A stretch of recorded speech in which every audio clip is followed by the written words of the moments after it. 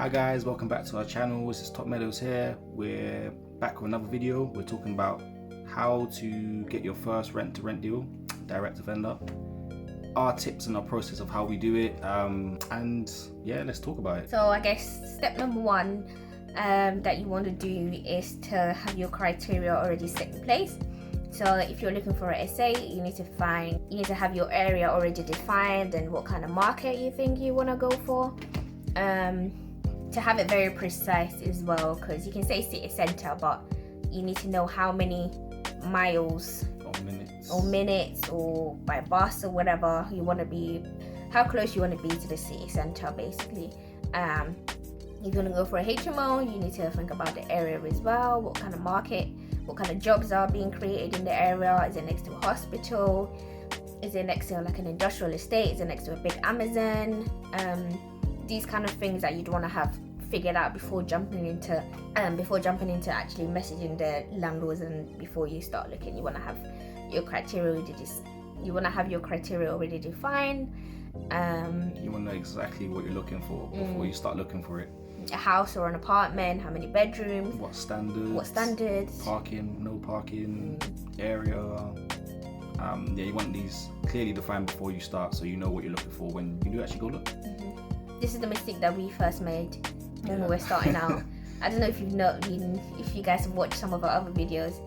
We were basically just freestyling really, but don't do that. Have your criteria set, and yeah, that's step number one. So step number two is actually going to message or call landlord. We typically do this, or the direct to vendor way is to go for Gumtree, Open Rent. We know people who send out letters. Facebook is a good one as well. People send out letters as well. I guess whichever method works for you, but the main point is actually going and messaging or calling them. I know it might be a bit scary and a bit daunting at first, especially if you haven't had one before. You might think, oh, am I to do this? I have no experience or whatever. But ignore all that and then just go and just call them or talk to them. Explaining what you do and how you can help. If it would help, we gonna put in our template or maybe a screenshot. What do you think is easier, a screenshot or just write it down? Well, in the description box, we will include our kind of script that we use to message landlords, and hopefully that can help. Feel free to tweak it however you like or to your liking. This is what we use. We probably might tweak it some more, to be honest. We always it's changing all the time. We adapt it all the time. But yeah, number two is basically just going out and actually talking to them, calling them, messaging them. Just don't be afraid.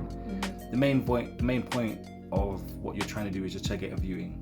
Even if you don't get a commitment or even get a micro commitment from the landlord about what you want to do to the property, you just want to get in there and actually talk to them and see the property itself, and make sure obviously it matches your criteria. And step number one. I find it a lot easier to communicate via email and text. I find I can get my point across a lot better that way. I just remember when you're texting or emailing, typically people read it in a negative tone, so try and always be polite and I guess express it, be a bit over the top, because people tend to read it in a negative light. And yeah, just go out, and you never know what can happen. So it's a numbers game, so you're gonna have to message a lot. Just don't think you can do 10 or whatever and then days done. Just message as much as you can that meet your criteria, and as soon as a new one pops up, message them too. You just have your criteria set, you've messaged the landlord, and you've got a booking. Perfect, that's where you want to go. That's where you want to be. So at the booking, you need to be checking. At the viewing, you want to be checking to see if the property meets your criteria, if it's exactly what you want, and then you want to kind of start talking to the landlord and kind of get into like a micro negotiation at the viewing. So yeah, when you go into the viewing, you're basically assessing if this is going to work for you. So I know it kind of gets a bit confusing when you're trying to talk with someone and have a conversation and look for things. So in the link below, we're going to drop in a viewing checklist, specifically about rent to rents, about what you need to look for when you're going around and viewing them basically, and make sure that they match your criteria.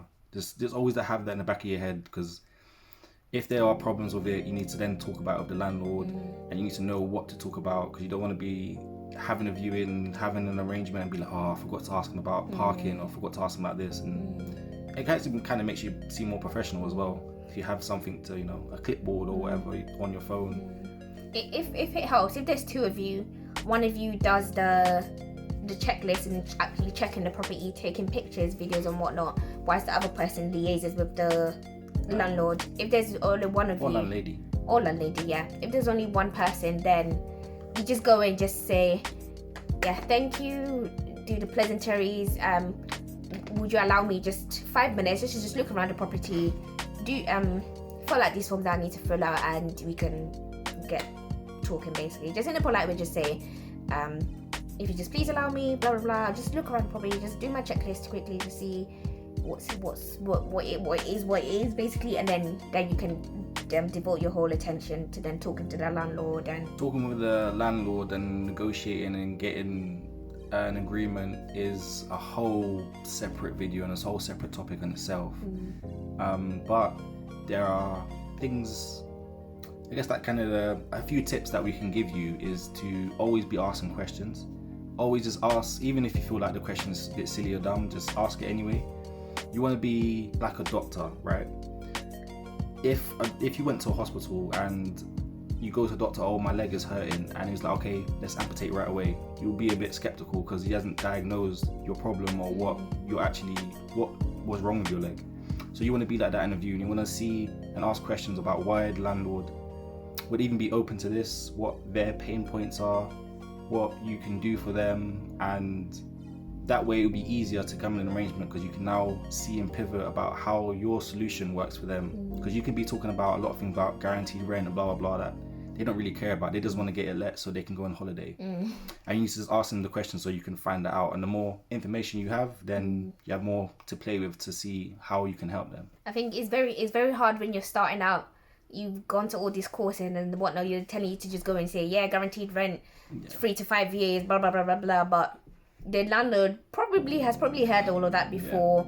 You need to try and speak to the landlord, like Cliff said, get their pain points, and then basically explain to them how your solution is the best option for them, instead of just going in and just throwing these jargons around and just hoping to get a rent to rent.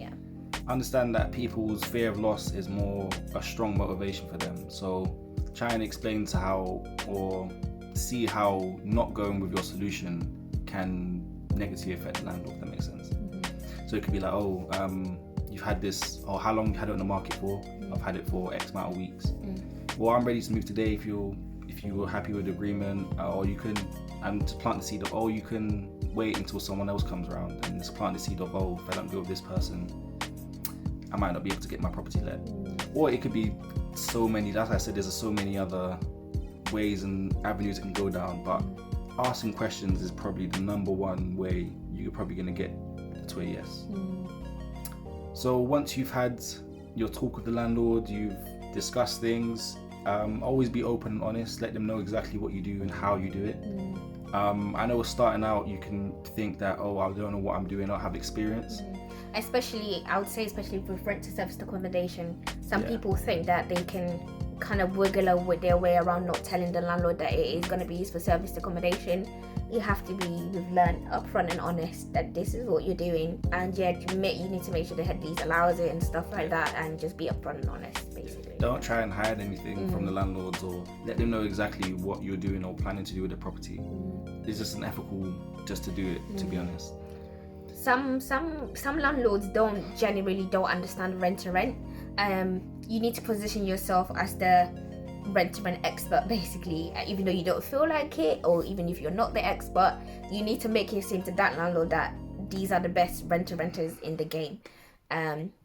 Explain to the landlord what rent to rent is in basic layman's term, to the point where they understand the concept. They're probably going to come with you about some of their fears. Oh, what if there's a party, blah blah blah. If you do have a few viewings and you tend to get these questions a lot, write them down and have an answer for them before you go to the viewing, so you already know in your head, like a script. Oh, if you ask about people partying, this is the answer I'm going to give them. Or they say, oh, isn't it subletting? You can explain to them why it's not subletting. Oh, the contract is done under a company let agreement, so it isn't subletting, so on and so forth. Typically, landlords are just cared about getting their rent paid, making sure you can pay it, and making sure the property isn't getting trashed. And that's pretty much most of landlords' fears about letting a property out to someone. So having those things covered from the jump makes it seem like you're more confident, more professional in what you're doing. And oh, that person knows what he's doing, so I'm okay with that, doing that. So you've gone to the viewing, you've spoken to the landlord, you know their pain points. It's now time to get to the contract. First of all, you need to make sure that your contracts are the correct contracts that you're using. You can get solicitors to draw it up for you. You need to, obviously the contract needs to be done under a company let agreement. In a company name. In a company name, not in your own personal name. And you need to make sure that the contract is explicitly says that you're allowed to sublet or have short lets, and you're allowed to do these things in the contract. Another helpful thing is have a break clause in the contract. You never know what could happen. So a break clause is definitely useful to be then tied into a 3-year, however many year contract with a property and a landlord. And then also you'd wanna negotiate some sort of either rent-free period or half price. Period, or just remember, this is you're just talking with a human being. Like, nothing is set in stone. There's no proper way to do this. Whatever is in the contract, you can just talk to the landlord and say this and this. Oh, this and this will work for me because that and that. And then the same with the landlord. Just remember, it's just a human. You know, there's nothing scary about it. It's just getting your point across and make sure it works for you and works for him or her as well. Typically, when we do go about doing this, it's always best to have some rent-free, because you're going to have to put in effort most of the time, or painting or furnituring. So having a bit of rent-free period to do that is always good. Not everyone's open to that, and that's fine. Just ask anyway. If you get a no, then you get a no. But if you get a yes, then that's great. Just ask anyway. Just don't be scared to ask. Yeah, and then I guess once you have all your negotiations done in place, you've got the contract ready to go, then you just sign the contract and then pick up your keys, and then that's when the fun / the hard work really begins. For an SA, this is the most fun, to be honest. You got the keys, you can furnish it, blah blah blah. HMOs, you got the keys, stage the rooms, take the pictures, advertise it, viewings, get tenants in. Bob's your uncle. And yeah, that's basically the mini step-by-step of how to get your first rent to rent. If there's anything that we missed out, or there's a step that you think we should have included, please comment down below. And any questions or anything? Yeah. The main point we want you to take away of this is just go and do it. Just go and ask, go and talk to people. You never know what can happen. Just don't be scared to go and do it, basically. Yeah. Don't forget to follow us on Instagram. Comment, like, subscribe, all